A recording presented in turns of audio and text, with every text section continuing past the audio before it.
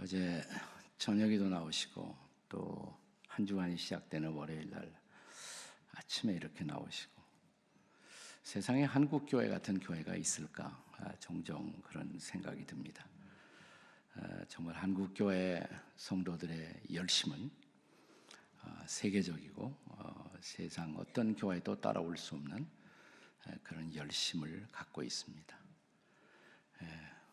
옆에 있는 분들에게 열심히 대단하십니다. 이렇게 한번 인사해 보세요.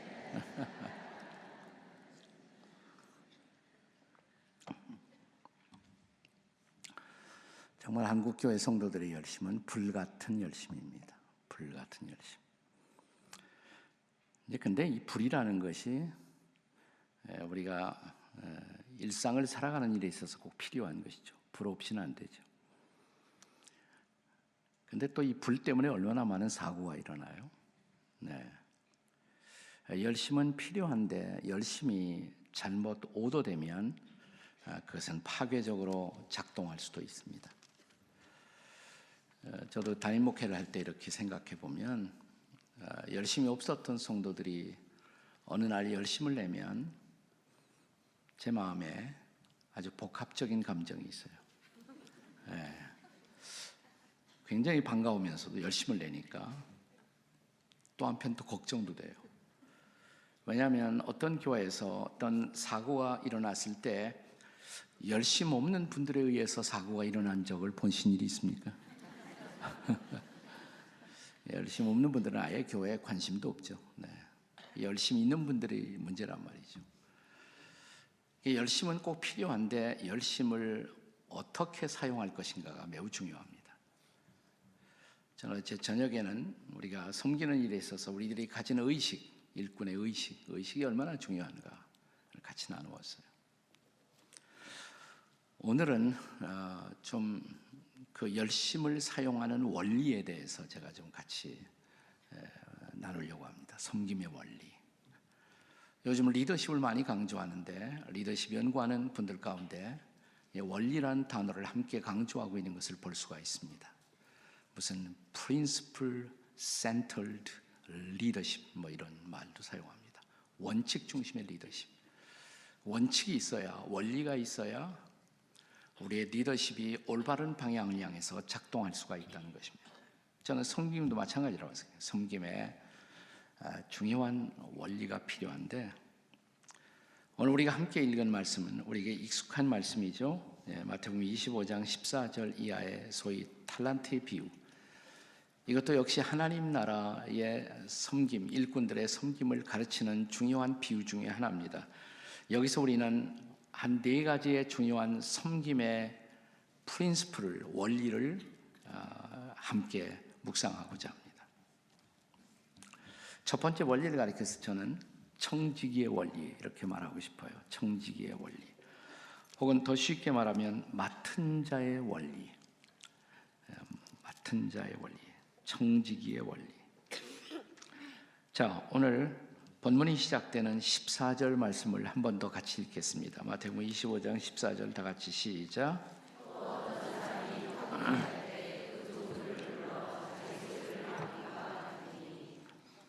어떤 주인이 먼 나라로 떠나가면서 자기 종들에게 맡겼다는 것입니다.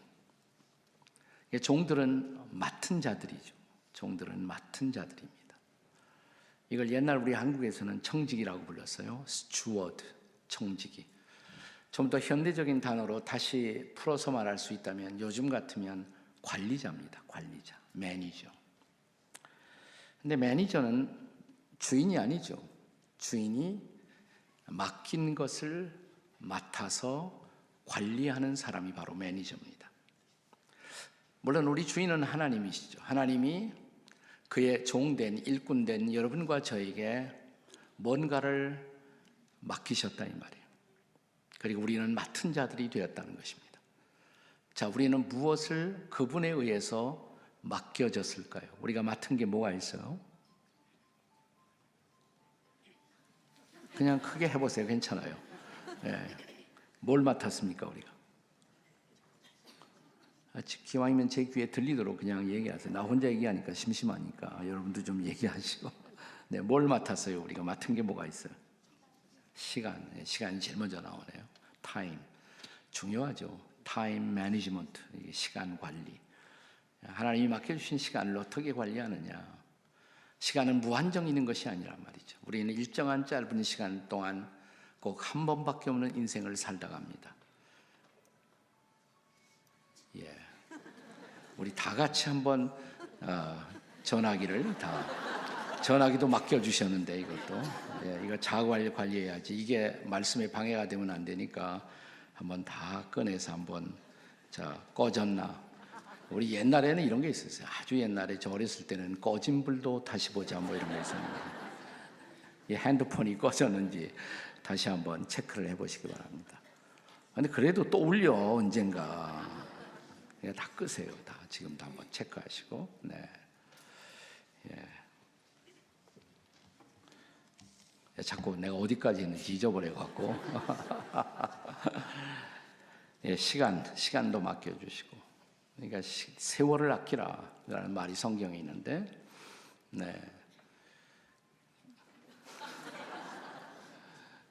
뭐 그럴 수도 있어요. 근데 똑같은 죄를 계속 반복해서 범치지 마시기 바랍니다. 완전히 끄세요 이제는.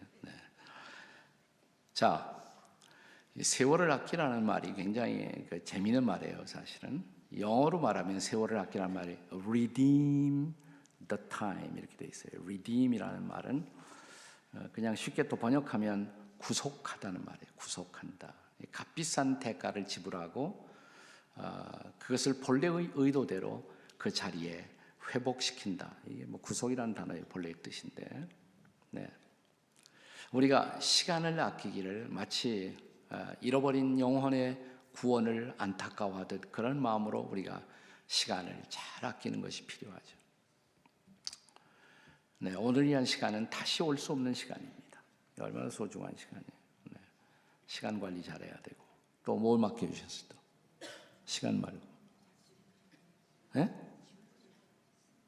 들리게 크게. 자식. 맡겨주셨어요. 그러니까 내 자식 아니죠. 그죠? 내 자식 아니에요.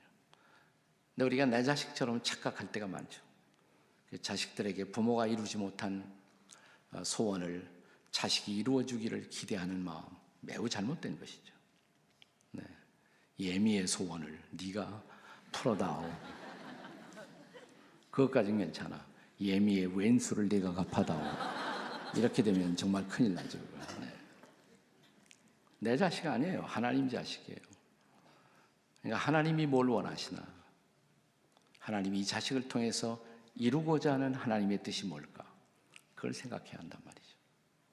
나중에 다시 은사 문제 두 번째 포인트에서 제가 또 강조를 하겠습니다. 어쨌든 내 자식이 아니니까 내 뜻대로만 기르려고 하지 말고 하나님 어떻게 하면 좋아요? 늘 하나님의 뜻을 묻고 하나님의 뜻을 따라 자녀를 양육하고자 하는 마음, 이게 굉장히 중요한 거죠. 또 제일 중요한 게 안 나왔는데 맡겨주신 거, 뭐 물질, 돈, 돈. 얼마나 중요합니까, 돈.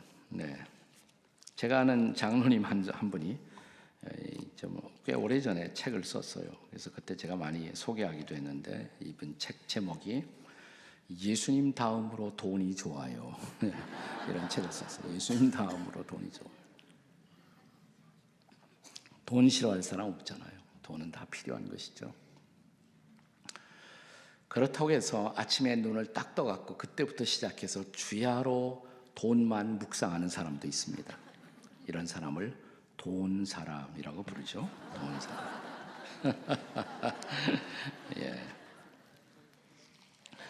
성경에 참 재미있는 그 어리석은 부자의 비유라는 비유가 있잖아요. 누가복음 12장일 거예요. 어떤 부자가 농사를 짓는데 농사가 잘 될 것 같은 징조가 봄철부터 보이기 시작했습니다. 이제 여름을 지나고 추수철이 가까우면서 현재 있는 곡간으로는 이 수확을 다 감당할 수 없겠다. 굉장히 많은 풍년으로 곡식을 거두겠다. 곡식을 모아두는 창고를 넓히죠. 이렇게 넓혀요. 그의 예상은 적중했고 풍성한 소출을 농산물을 거두어 드렸습니다. 그리고 이렇게 말하지 않습니까? 성경을 보시면 내가 이렇게 하리라. 내 곡간을 헐고 더 크게 짓고 내 모든 곡식과 물건을 거기 쌓아두리라. 그런데 이 부자의 독백 가운데 계속 반복되는 중요한 단어가 있어요. 내가 이렇게 하리라. 내 곡간을 더 크게 짓고 내 곡식과 내 물건을 거기 쌓아두리라. 내가 내 영혼에게 뭐예요? 다 자기 거라는 생각. 이걸 벗어나지 못했어요. 그러니까 돈도 당연히 내 돈이죠. 내 것이고 내 것이고. 그러니까 내 마음대로 써야 한단 말이죠. 하나님 뜻대로가 아니에요. 하나님 뜻대로가 아니죠. 예. 우리가 헌금할 때 왜 헌금이 쉽지 않아요? 헌금할 때 즐겁게 하십니까? 기쁨과 감사로. 네. 근데 우리 마음 밑바탕에 이런 생각이 있잖아요. 이 돈이 내 남편이 혹은 내가 어떻게 번 돈인데, 어떻게 번 돈인데, 얼마나 땀 흘려 번 돈인데, 아까운 돈인데 라는 생각. 그래서 드리기가 쉽지 않죠. 근데 이게 내게 아니다. 딱 이것만 정리가 되면 하나님의 것이다 하면 뭐 별로 그렇게 어려운 거 아니에요. 하나님의 것인데 뭐 내게 아닌데 원래부터. 여러분, 우리 기독교 전통 안에서는 아름다운 11조의 전통이 지금까지 계속 이어져 내려오고 있습니다. 이 11조 사상이 어디서 시작된지 아세요? 성경에 맨 처음 이 11조의 교훈이 나오는 거, 창세기 14장입니다. 한번 보시면 창세기 14장에 거기 아브라함이 조카 롯의 적군의 포로가 돼요. 그래서 롯을 구출하기 위한 전쟁을 합니다. 아브라함이. 자기가 개인적으로 데리고 양성하던 사병 한 300여 명의 사병을 데리고 한밤중에 적들을 기습 공격해서 조카 롯을 구출하는 데 성공합니다. 전쟁의 승리자가 됐어요. 그리고 돌아옵니다. 자기 고향 도시로. 그 고향 도시가 예루살렘이었던 것 같아요. 살렘으로 돌아옵니다. 그런데 아브라함이 개선 장군이 돌아오는데 아브라함을 환영 나온 사람 가운데 희한한 인물이 하나 있었죠. 멜키세덱이라는 인물이 있었습니다. 창세기 14장에 보면 그는 살렘의 왕이었고 또 제사장이었다 그랬어요. 제사장이었다. 그가 전쟁에 승리하고 돌아오는 아브라함을 축복합니다. 블레싱이에요. 축복해요. 그러면서 창세기 14장 20절에 보시면 이런 말을 합니다. 저를 따라서 한번 읽어보세요. 너희 대적을 내 손에 붙이신 지극히 높으신 하나님을 찬송할지로다 하며 아브라함이 그 얻은 것에서 10분의 1을 멜키세덱에게 주었더라. 이게 성경에 제일 처음 나오는 11조 사상이에요. 11조 근원. 자, 아브라함이 전쟁에 승리하고 돌아오니까 자기 마음속에 상당히 우쭐하는 마음이 있었을 거예요. 아, 내 전략이 맞아떨어졌어. 역시 나는 골이 좋은 사람이야. 나는 역시 지혜로운 사람이야. 그리고 이렇게 의기양양해서 돌아오고 있었는데 또 자기를 환영 나오는 인파 중에서 리더격인 사람이 제사장이었고 왕이었던 사람이 그를 축복한단 말이에요. 아브라함을 축복해요. 근데 축복하면서 그가 아브라함에게 보내준 메시지가 중요해요. 다시 잘 들어보세요. 이렇게 말했어요. 멜키세덱이 하나님의 제사장이 아브라함에게 전달한 메시지예요. 내 대적을 네 손에 붙여주신 누구예요? 하나님, 지극히 높으신 하나님을 찬양하라. 그러니까 아브라함은 자기가 잘해서 전쟁에 승리했다고 생각하는데 그 메시지는 뭐냐면 너의 대적을 내 손에 붙여서 네가 승리할 수 있도록 도와주신 분은 누구라는 거예요? 하나님이라는 거예요. 그때 정신이 퍼쩍 났어 아브라함이. 그래서 전리품, 전쟁에서 얻은 전리품의 10분의 1을 제사장에 드렸다는 얘기예요. 우리가 헌금 드릴 때 이게 어떻게 힘들여서 내 남편이 혹은 내가 벌은 돈인데 어떻게 이것을 내가 교회에 갖다 드리나 이런 생각이 있을 수가 있어요. 이해할 수가 있죠.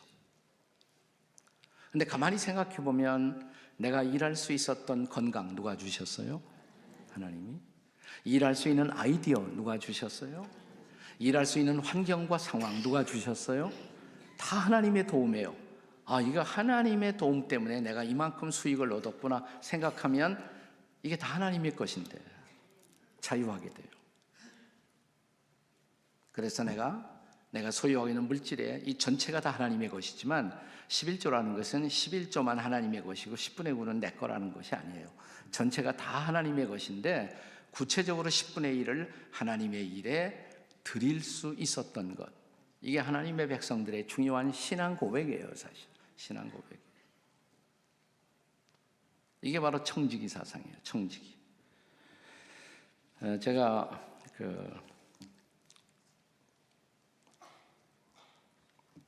1970년대 초에 미국 유학을 갔는데 제가 유학을 갈 수 있었던 것은 한국에도 지금 열심히 활동하는 기독교인들의 그 단체 기관 가운데 청주에도 많이 있을 거예요. CBMC가 있죠. CBMC, Christian Businessmen's Committee, 기독교 실업인협회.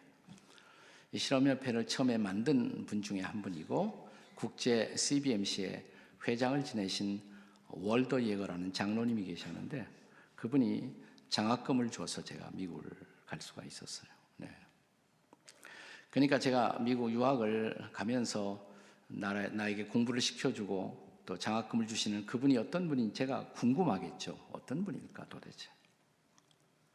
비행기 타고 촌 사람이 이제 미국의 자동차 도시 디트로이트에 처음 내렸는데 그 도시의 외곽에 살고 있던 분이에요, 이분은. 근데 이 회장님, 이분은 그 당시에 오하이오주, 거기 가까운 디트로이트는 미시간주지만 거기 아래 내려가면 오하이오주인데 그 당시 오하이오주에서 최고의 부자였고, 네, 농장도 많이 갖고 있었고, 또 푸타운이라는 식료품 회사의 회장이셨어요. 그런데 회장님이 한국에서 오는 유학생 한 사람을 위해서 비행장까지 나오셨더라. 그것도 친히 자기가 자동차 몰고 나오셨어요. 어떤 자동차 타고 나오셨나? 난 그것도 궁금했어요. 근데 그렇게 최고로 좋은 자동차도 아니에요.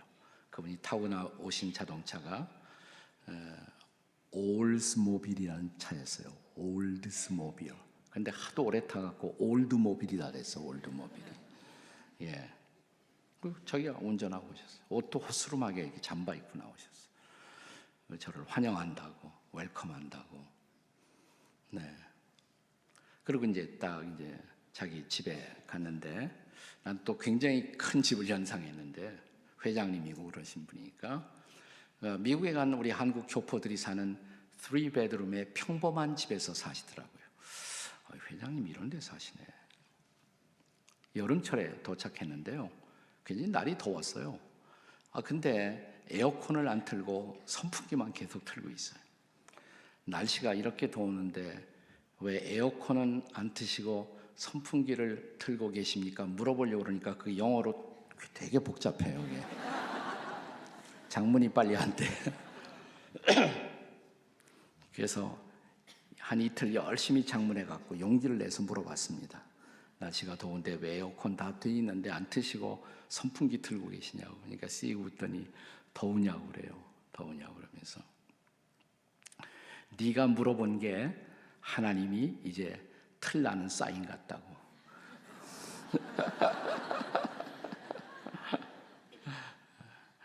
지금까지는 하나님이 틀어도 좋다 사인이 없어서 안 하셨다는 거예요. 그리고 그때서 에어컨 틀어주시더라고요. 네. 그래서 제가 나중에 이제 그분이 이제 은퇴하고 아들에게 이제 그 회사를 물려줬는데 아들이 좀 큰 집을 사셨던 모양이에요. 가니까 막 싸우고 있어, 아버지하고 아들하고. 왜 이렇게 큰 집이 필요하냐. 예. 그러면서 이게 내 집인 줄 아느냐, 아들한테. 한 번은 아침에 이렇게 제가 처음 가서 한 학교 가기까지 한 달 반, 2달 가까이 그 집에서 머물러 있었는데요. 아침에 일어나서 이렇게 보니까 그 집 할머니가, 회장님 사모님이죠, 할머님이 키친 테이블에서 뭘 이렇게 쓰고 계셔. 네. 이게 뭐예요? 그러니까 12335 써 있어요. 번호를 또 바꿔. 여기다 일자가 되고 일자 있던 걸 뒤로 내요. 뭐 하냐 그러니까 쇼핑 리스트라고. 그래서 왜 이런 걸 쓰세요? 그러니까 이거 안 쓰고 가면 아무거나 충동 구매할까 봐 꼭 필요한 것만 우선순위에 의해서 살려고 제일 중요하게 살 거부터 먼저 1, 2, 3 그리고 가서 그것만 딱 사갖고 오시. 지독하지, 지독해. 네. 이제 그러면서 자기를 위해서는 절대적으로 아끼고 전 세계에 흩어진 수많은 장학생들, 유학생들 돕고 선교사님들 돕고. 물어보면 항상 이 할아버지가, 이 장로님이 하시는 말이 있어요. 지금도 제 귀에 쟁쟁해요. 내 게 아니니까. 다 하나님의 것이니까. 내 건 없으니까.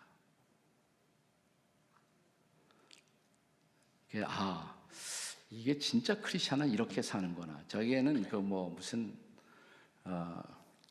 신학교에서 배운 것보다도 그 할아버지 집에 가서 배운 것이 훨씬 더 소중한 레슨이었어요. 옛날 청교도들이 이렇게 살았겠구나. 이게 바로 청지기적 삶이에요. 이게 청지기적 삶. 청지기적 삶. 제가 좀 일찍 은퇴했거든요. 저는 65세. 좀 자유롭게 한국교회를 섬기고 싶어서.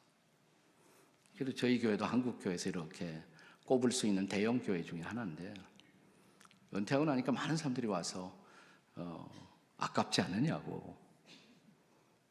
내 교회 아니잖아요. 내 교회 아니잖아요. 아깝지 않다고. 정말 진심으로 아깝지 않다. 주님의 교회인데 난 때가 돼서 더 주님의 교회를 넓은 의미에서 섬기고자 내려오는 것뿐인데 뭐 아까울 게 뭐가 있어요. 아까울 거. 네. 이게 청지기예요. 청지기. 자, 옆에 있는 분들에게 청지기십니다. 한번 해보세요. 시작.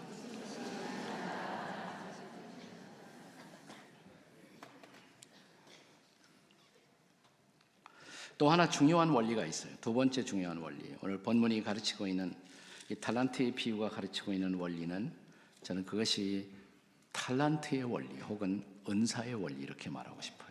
본문 그대로 우리말 성경에는 재능의 원리. 따라서 하세요. 재능의 원리. 옆에 사람에게 재능의 원리를 따라 섬깁시다. 이렇게.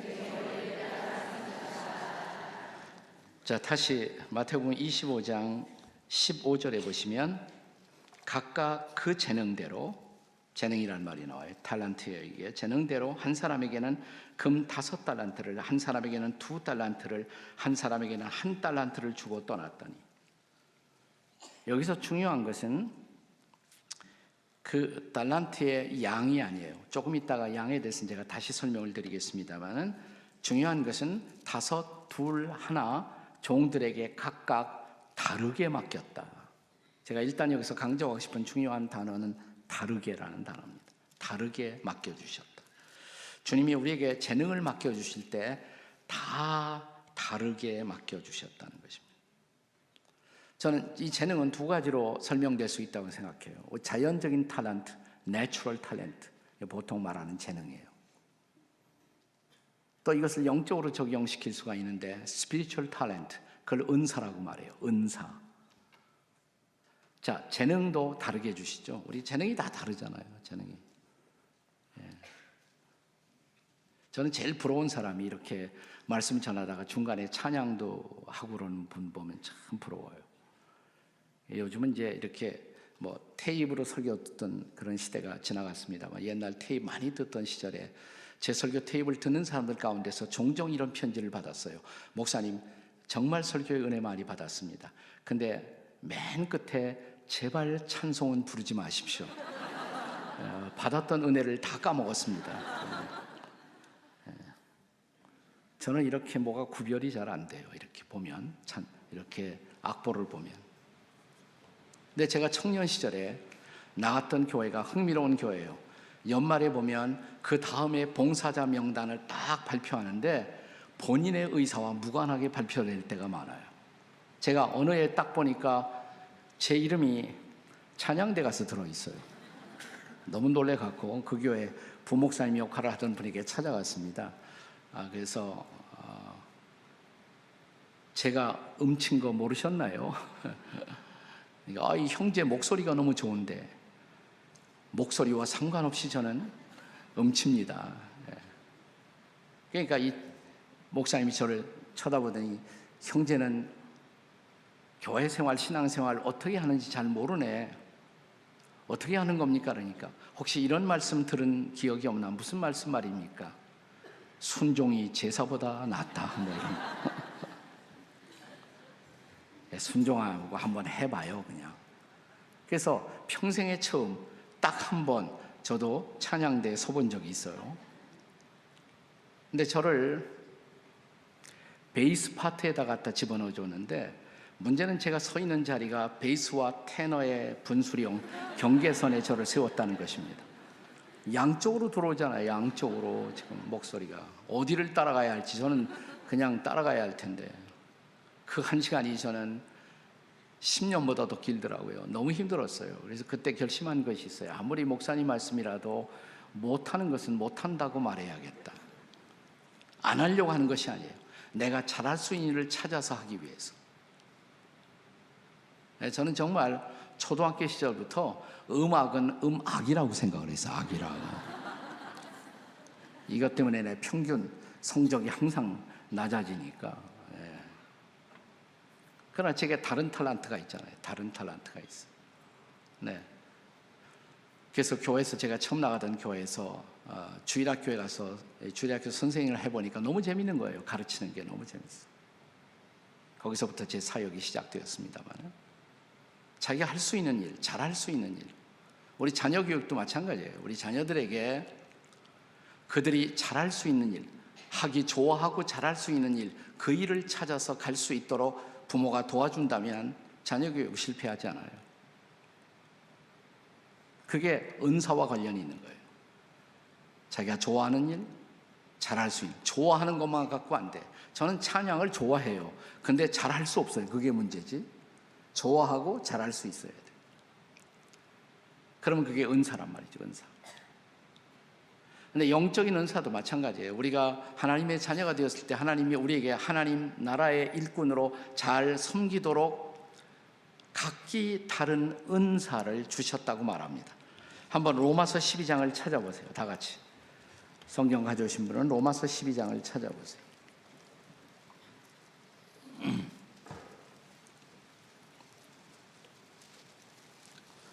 로마서 12장은 1장부터 11장까지 믿음으로 하나님 앞에 의롭다함을 받은 성도들이 어떻게 살고 어떻게 섬길 것인가. 12장부터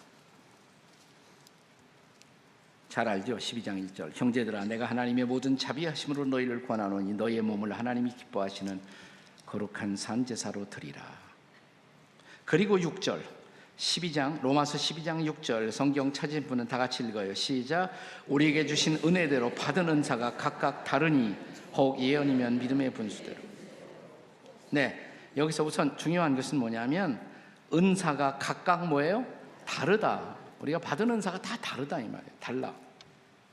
그리고 이어지는 말씀 가운데 6절, 7절, 8절까지 해서 바울 사도는 7가지 우리의 모든 봉사의 동기를 형성하는 중요한 은사를 열거합니다. 7가지 은사를 한 성경학자는 동기적 은사다. 모티베이셔널 기프트라고 그래요. 동기적 은사 7가지가 나와요. 첫 번째 뭐예요? 6절에 뭐예요? 나와요? 예언의 은사. 7절 뭐가 나와요? 섬김의 은사. 또 가르침의 은사. 그 다음에 8절에 위로의 은사. 또 구제의 은사. 그 다음에 다스림의 은사. 마지막 7번째로 긍휼의 은사. 7가지가 나와요. 쉽게 이런 비유를 생각해 보세요. 7가지 은사를 가진 사람이 점심 식당에 갔어요. 중국 식당, 중식당에 갔습니다. 중국 식당에 가면 이 가운데 이렇게 입고 돌아가는 거 있잖아요. 빙빙 돌아요. 거기에 7가지 다른 은사를 가진 사람이 뺑 둘러 앉았어요.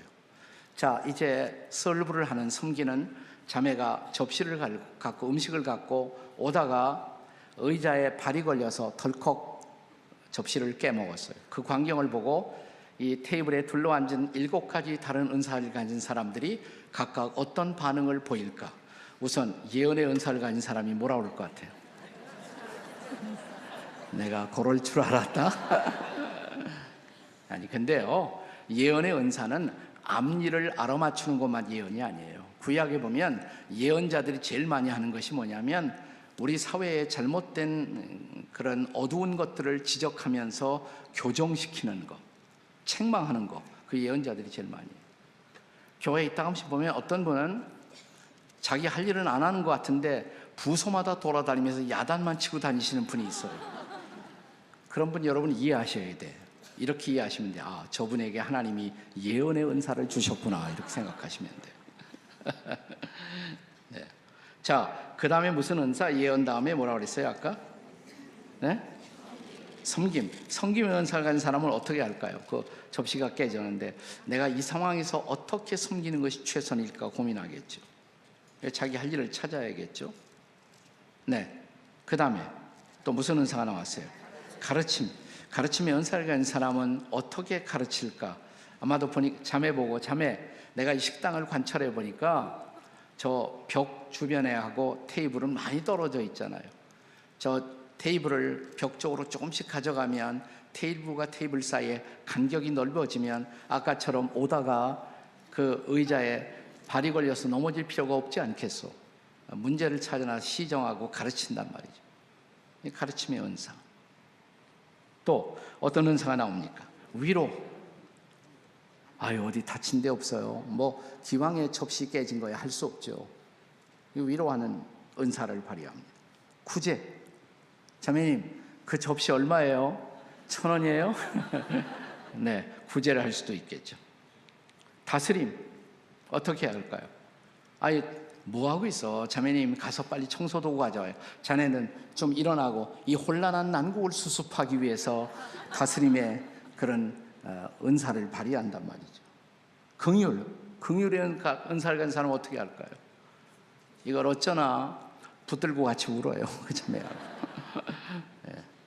그런데 여러분은 지금 막상 접시를 깨트린 이 웨이트레스의 이 자매의 입장에서는 7가지 도움 중에서 어떤 은사의 도움이 제일 필요하다고 생각하십니까? 하나만 뽑는다면 뭐라고 생각하세요?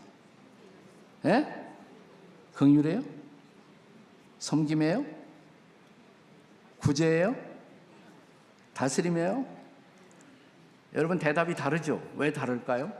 지 은사대로 대답하고 있는 거예요 지금 다. 정답은 뭐냐면 다 필요해요. 다. 그렇죠? 7가지의 다양한 반응이 다 필요한 거예요. 자, 상황을 중국집이라고 생각하지 말고 교회라고 생각해 보세요. 교회 여전도회. 자, 여전도회 회장님이 당선돼요.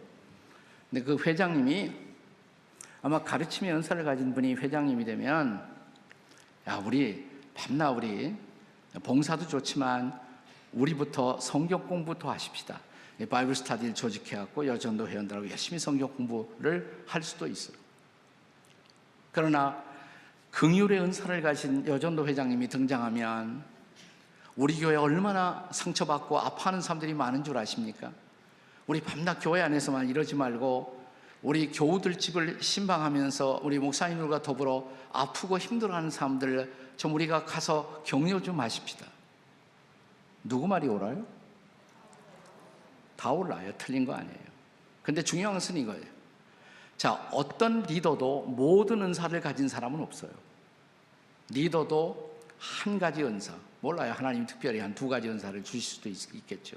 1-2가지 은사예요. 그러면 리더 주변에는 나하고 다른 은사를 가진 사람이 있어야 돼요. 저는 항상 큰 그림을 보는 사람이에요. 빅 픽처, 큰 그림을. 자세한 거, 디테일을 챙기지 못해요. 밤낮 저는 잊어버리고 흘리고 다녀요. 그러니까 제 주변에 저를 돕는 사람들은 좀 정확한 사람들이 필요해요. 정확한 사람. 공동체도 마찬가지죠. 교회도. 그런데 우리는 보통 교회 안에서 서로 교제할 때 어떤 사람이 나와 똑같지 않다는 사실 때문에 다른 사람을 비판하는 경우들이 많아요. 그런데 안 그래요. 나는 내 주변에 나와 똑같은 사람이 있기를 원하지 않아요. 내 주변에 나하고 다른 사람이 있었으면 좋겠어요. 당신은 나와 다르기 때문에 내 주변에는 당신 같은 사람이 내게 꼭 필요합니다. 그래야 그것이 하모니를 이루는 거예요. 공동체를 이루는 거예요. 우리가 다 똑같을 필요가 없어요. 한번 따라서 하세요. 당신은 나와 다르기 때문에 내 주변에는 당신 같은 사람이 필요합니다. 한번 옆에 사람에게 해봐요. 다 같이 시작. 당신은 나와 다르기 때문에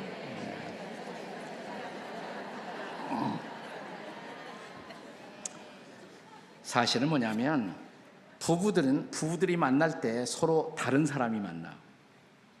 서로 다르기 때문에 그것이 매력이 돼갖고 서로 끌려요. 서로 다르기 때문에 서로에게 끌려서 만나서 결혼하고 가정 이루고는 다르다고 싸워대고. 그게 부부의 운명이에요, 그게. 예.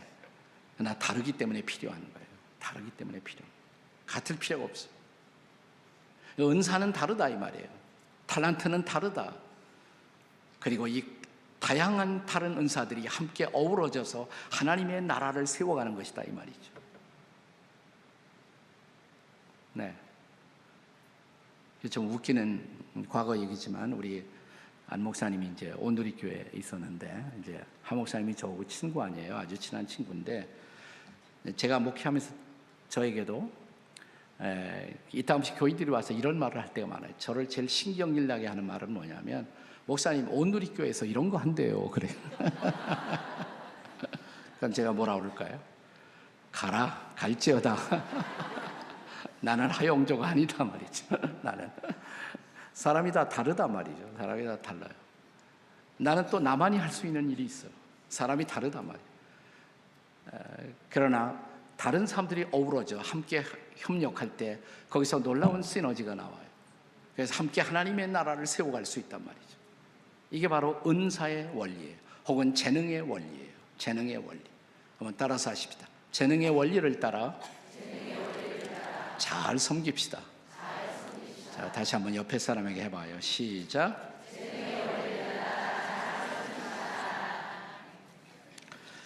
세 번째 중요한 원리. 오늘 본문에서 우리가 발견하는 탤런트에 비유해서 발견한 또 하나 중요한 섬김의 원리.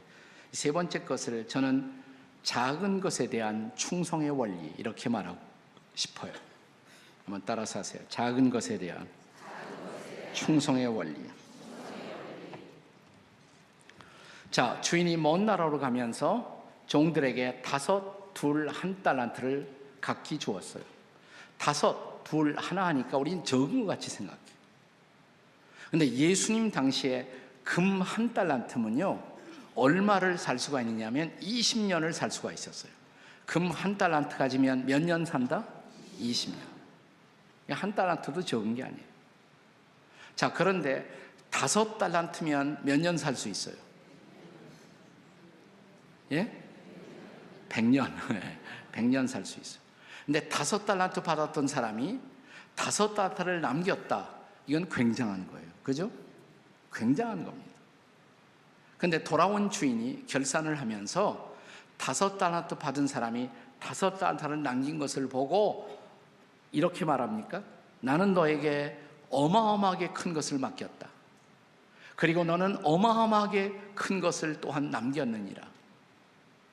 이렇게 칭찬했어요. 그렇게 안 했어요. 5달란트 남긴 사람에게도 돌아온 주인이 칭찬하면서 어떻게 칭찬하며 착하고 충성된 종아 네가 작은 일에 충성하였으니. 나는 이게 하나님의 관점이라고 생각해요. 하나님의 관점이 뭐냐? 사람들은 큰 것, 작은 것을 항상 나누어요.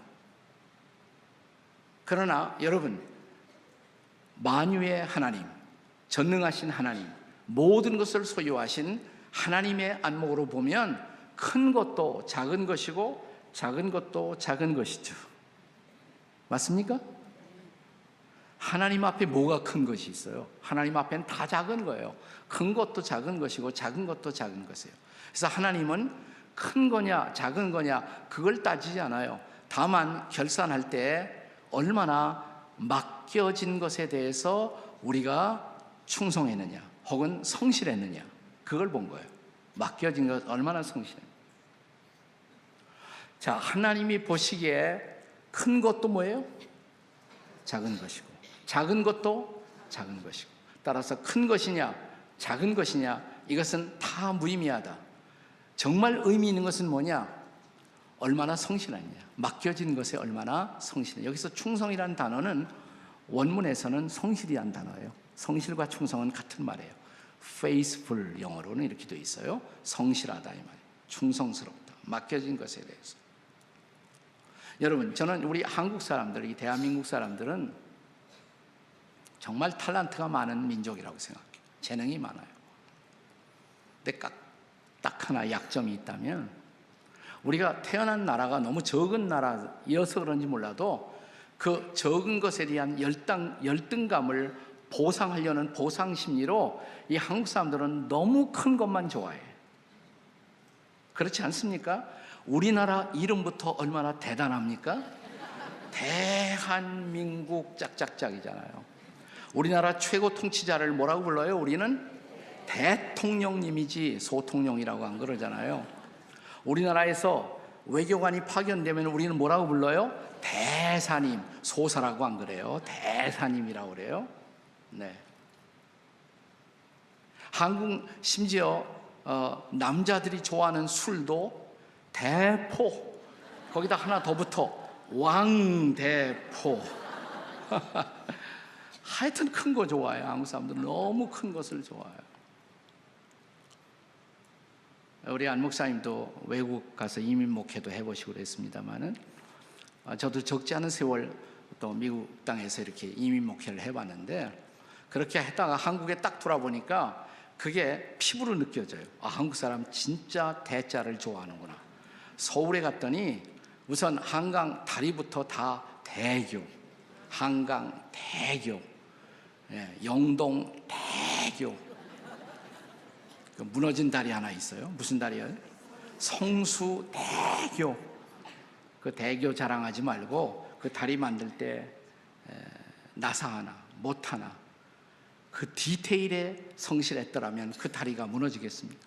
오늘 아침 여기 보니까 여기도 청주 대교 이렇게 되어 있더라고요.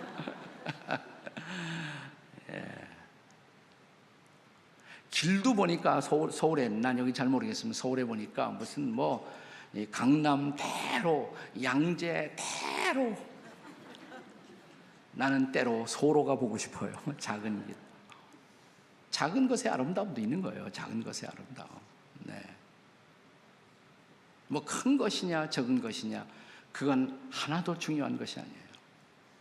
내게 맡겨진 것 앞에 난 얼마나 성실할 수가 있느냐. 이 작은 것에 대한 성실성의 원리, 이게 무엇보다 중요한 것이에요. 작은 것에 대한 성실성의 원리. 제가 단임 목회를 하던 시절에 우리 항존직을 받고 취임을 하게 되면 훈련 과정에서 제일 먼저 한 것이 뭐냐면 밖에 나가서 우리 차량 정리하고 또 하나 화장실 청소하고. 좀 교회 중요한 일꾼들이 이런 모범부터 좀 보이시라고.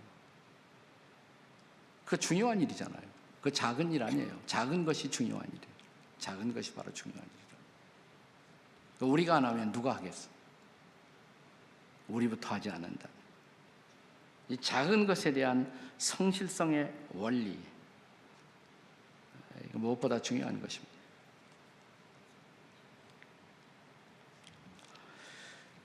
저는 이 본문에서 한 가지 더 중요한 원리를 찾습니다. 섬김에 또 하나의 중요한 원리가 있다면 네 번째로 저는 이 원리를 정당한 충성의 원리, 이렇게 말하고 싶어요. 따라서 하세요. 정당한 충성의 원리를 기억합시다. 자, 옆에 사람에게 해봐요. 시작. 정당한 충성의 원리가 뭐냐? 충성이 하나님 앞에 인정될 수 있는 정당한 충성이 되려면 그 충성의 동기도 선해야 되고 과정도 선해야 되고 결과도 선해야 된다. 동기도 선하고 과정도 선하고 결과도 선해야 한다. 자, 여기에 돌아온 주인이 종들을 칭찬하면서 이렇게 칭찬합니다. 특별히 2달란트, 5달란트 맡겼던 종들에게 칭찬을 하죠. 착하고 충성된 종아. 이게 먼저 충성부터 강조한 것이 아니라 주인은 착함을 먼저 강조했어요. 히라보의 칼로스라는 단어인데 이것은 마음의 선한 동기를 나타내는 것이에요. 마음의 아름다운 동기, 선한 동기. 봉사 이전에 중요한 것은 우리 마음에 선하고 아름다운 동기가 있는가. 여기 지방은 없을 거라고 생각해요. 서울에 좀 대형 교회는 그 선거 시즌이 되면 주차장 봉사하는 사람들이 그때는 유난히 많아진다고 그래요. 얼굴 보이려고. 그래야 투표할 때 한 표 더 얻을 수가 있으니까. 네. 근데 그것을 위해서 충성한다. 이게 과연 아름다운 충성일까요? 선한 충성일까요? 하나님이 받으실 만한 충성일까요? 그냥 내가 직분을 벼슬 따듯 따려고. 직분을 벼슬 따듯 따려고. 되게 이런 분들은 직분 따면 그 다음에 또 별로 교회에서 대접만 받으려고 그러고 일은 안 하더라고요. 네. 정말 동기가 선한가? 마음의 동기가 선하고 아름다운가? 또 두 번째로 과정도 아름다운가? 이 과정도 중요해요. 과정이 아름다워. 선해야 돼. 과정도. 여기 흥미로운 것은 뭐냐면 1달란트 받았던 종이 1달란트를 이건 아마 잃으면 어떻게 하지? 그래 땅속에 파묻어 두었다는 거 아닙니까? 주인이 그를 향해서 어떤 말을 하고 있습니까? 자, 24절부터 보시면요. 1달란트 받았던 자는 와서 이르되 주인이여 당신은 굳은 사람이라 심지 않은 데서 거두고 해치지 않은 데서 모으는 줄을 내가 알았으므로. 자, 우선 1달란트 받았던 사람의 주인에 대한 관점 이렇게 생각했어요. 심지 않은 데서도 거두고 해치지 않은 데서도 모을 수 있는 분이 아닙니까? 여러분, 이 1달란트 받았던 사람의 주인이라는 생각이 잘못일까요? 저는 잘못은 아니라고 생각해요. 여러분과 제가 믿고 있는 하나님, 그 하나님은 심지 않은 데서도 거둘 수 있고 해치지 않은 데서도 모을 수가 있는 하나님이십니까? 아멘이세요? 아니에요? 노맨이에요? 네? 아니, 하나님이 심지 않은 데서 거둘 수 있어요? 없어요? 있죠? 네. 해치지 않은 데서도 모을 수 있어요? 없어요? 있죠? 전능하신데. 근데 문제는 뭐냐면, 자, 심지 않은 데서 거둘 수 있지만 하나님은 보편적으로 보통 그렇게 일하실까요? 보통은 어떻게 해요? 심는 대로 거두게 하세요. 그게 보편적 원칙이에요. 하나님이 일하시는 보편적 원칙. 제가 이렇게 외국에서 이민 목회하다가 한국에 딱 와서 이제 지구촌 교회를 분당 주변에서 처음 개척을 했는데요. 개척하고 얼마 되지 않았어요. 저하고 같이 일하던 부목사님이 11월 달이 됐는데요. 저한테 와서 그래요. 한 1년쯤 됐어요. 목사님, 11월 달을 이렇게 보내시면 어떡합니까? 그래요. 아니, 11월 달에 뭐가 있어요? 무슨 추수감사 준비 안 한다는 거예요? 뭐예요? 그러니까 에이, 목사님 답답하지. 추수감사보다 한국에서는 더 중요한 것이 있어요. 뭐예요? 수능시험이 있다는 거지. 수능시험. 네. 근데 수능시험을 위해서 교회에서 아무것도 왜 안 하느냐 이 말이에요. 그래서 뭘 어떻게 해야 돼요? 그러니까 그 친구가 아유, 다른 교회에서는 다 수능시험 기도회를 하는데 그거 안 하면 다른 데로 다 세요, 교인들이. 아니, 그러냐고. 그거 꼭 필요하냐고. 그거 필요하면 당신이 이 기획을 해서 해보라고. 이 기획을 했어요. 나는 평생 처음 수능 기도회라는 걸 새벽 기도회를 했어요. 많이 나오더라고 또 보니까. 첫날 기도회라고 다 보냈는데 그 목사님이 또 왔어. 목사님, 이렇게 교인들을 보내면 어떻게 합니까? 또 뭘 어떻게 해야 돼요? 그러니까 아니, 한 사람 한 사람 수능생 후보들 부모와 같이 왔으면 앞에서 안수기도를 해주셔야죠. 안수기도를 그거 꼭 해야 돼요. 그러니까 꼭 해주시는 게 좋아요. 그래요. 저는 다른 사람 말을 잘 듣기 때문에, 또 내가 사랑하는 부목사님 말씀이니까 했어요. 자, 저 기도 받을 사람 나오세요. 그러니까 또 줄이 되게 길더라고 또 그게. 근데 난 지금도 잊어버리지 않아. 첫 번째 학생에게 머리를 딱 얹은 순간 제 머릿속이 하얘졌어요. 블랭크가 돼요. 뭘 기도해야 될지 생각이 안 나는 거예요. 내가 혹시 이런 걸 기도하기를 이 학생은 원하지 않을까? 주여, 공부는 안 했사오나 시험 치는 순간 갑자기 답이 생겨나서 해답을 잘 쓰게 도와주시옵소서. 혹시 이런 걸 원하는 것은 아닐까? 그리고 내 속에서 안 돼, 난 죽어도 그런 기도는 못해. 그래서 그냥 그 다음에 또 다행히 생각이 나서, 하나님 최선을 다해서 치르게 하시고, 그렇다고 또 공부한 대로만 나오게 하시옵소서. 이러기도 또 뭐하고, 그러니까 최선을 다해서 좋은 성적을 거두시옵소서. 이렇게 어물어물하고 댕겼어. 그런데 그게 우리가 살고 있는 이 사회의, 한국의 풍경이라고 저는 생각해요. 이 과정, 우리가 과정을 무시해. 과정. 저는 박정희 대통령을 좋아하는 사람이에요.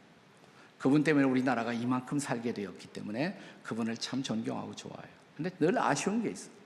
그분이 계실 때 전국을 메아리시던 운동이 뭐냐면 잘 살아보세잖아요. 잘 살게 됐어요. 감사해요. 네. 그러나 그때 그 잘 살아보세요하고 하나 더, 이게 있었으면 얼마나 좋았을까. 같이 있어야 할 표, 바르게 살아보세요. 바르게 살아보세요. 이건 없었어. 바르게 잘 살기만 하면 돼. 수단과 방법을 가리지 않고 과정을 무시하고 잘만 살면 돼요.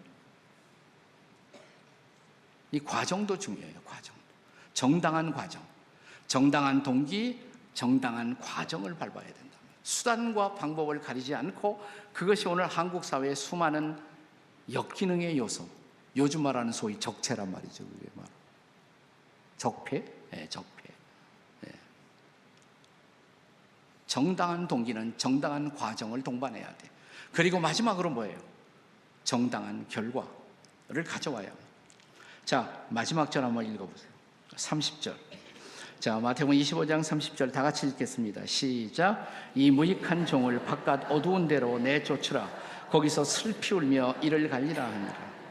자, 주인이 이 한 달란트를 파묻고 아무것도 하지 않았던 이 종을 책망하면서 사용했던 표현이 뭐냐면 무익한 종이라고 그랬어요. 무익한 종. 유익한 종이 아니에요. 하나님 앞에도 유익하지 못했고 공동체에도 유익하지 못했어요. 이웃들에게도 유익하지 못했어요. 저와 여러분은 얼마나 유익한 섬김. 또 어떤 경우에는요, 교회에서 열심히 하는데 그 열심 때문에 교회에서 사고를 쳐요. 그래갖고 결국은 교회를 힘들게 만든단 말이에요.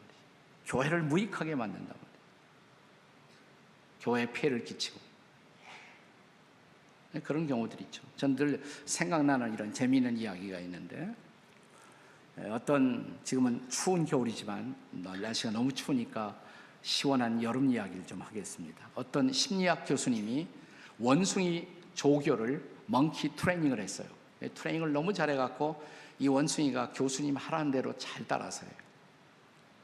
어느 무더운 여름에 시원한 나무 그늘 아래서 이 교수님이 잠시 낮잠을 주무시려고 잠을 청하면서 자기 조교 원숭이에게 훈련된, well trained, 잘 훈련된 이 조교 원숭이에게 부채를 하나 지어주고, 이렇게 날파리 곤충들이 가끔 날아오니까 이 곤충들을 다 쫓으라고. 충성스러운 원숭이 종이, 자, 주인 교수님은 주무시고 날파리가 날아오면 부채로 계속 이렇게 쫓는 거예요. 근데 파리 한 마리가 집요하게 교수님 콧장등에 와서 계속해서 앉는 거예요. 이러다가 우리 교수님 낮잠을 영 설치시겠다. 사랑하는 교수님에게 충성을 다하기 위해서 원숭이가 생각을 했어요. 갑자기 번뜩이는 아이디어가 생각났습니다. 옆에 보니까 짱돌이 하나 있어요. 짱돌을 들었습니다. 자, 파리 한 마리가 또 존경하는 교수님의 콧장 등에 올라앉은 그 절묘한 타이밍을 놓치지 않고 이 충성스러운 원숭이는 그 짱돌로 파리를 작살냈습니다. 파리만 작살이 났을까요? 뭐가 됐어요? 교수님도 작살나셨죠. 그럼 작살났어요. 우리의 충성이 그럴 수가 있어요. 우리의 충성이.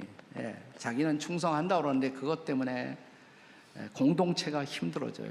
그건 충성이 아니에요. 그건 정당한 충성의 모습이 아니에요. 여러분 언제나 기억하세요. 정당한 충성의 원리는 항상 이 세 가지가 동반돼야 한다고. 세 가지가 뭐예요? 동기, 아름다운 동기, 과정, 아름다운 과정, 또 아름다운 열매, 결실. 그래서 우리 모두를 유익하게 하는 결과를 가져올 수 있는 섬김, 이 섬김으로 교회를 세우는 일꾼들. 예수님은 그랬잖아요. 나의 교회를 세우리라. 그분은 교회를 세우러 오셨어요. 그런데 교회를 허시면 어떡해? 목사님이 때로는 잘못 판단할 수도 있어요. 잘못할 수도 있어요. 그래도 기도하시고 함께 더불어 교회를 세워가려는 노력. 한국 교회에 오늘 정 필요한 것이, 교회가 잘못할 수도 있지만 그 아픔을 끌어안고 다시 교회를 세우려는 건강한 노력들이 안 보인단 말이죠. 비판은 난무하는데 세우는 자들은 보이질 않아요. 정말 빌딩, 교회를 세우는 사람들. 나는 여러분이 아름다운 교회, 건강한 교회를 세워서 정말 이 어려운 때에, 어두운 때에 건강한 교회 모범을, 이그샘플을 만드는 여러분들. 그런데 이러한 우리의 섬김이 정말 좋은 결과를 가져오려면 우리는 뚜렷한 사명을 가져야 돼. 뚜렷한 사명. 그리스도인의 일꾼으로서 우리가 목표를 삼아야 할 뚜렷한 사명, 그 미션은 도대체 무엇일까요? 그건 오늘 밤에 계속되겠습니다. To be continued.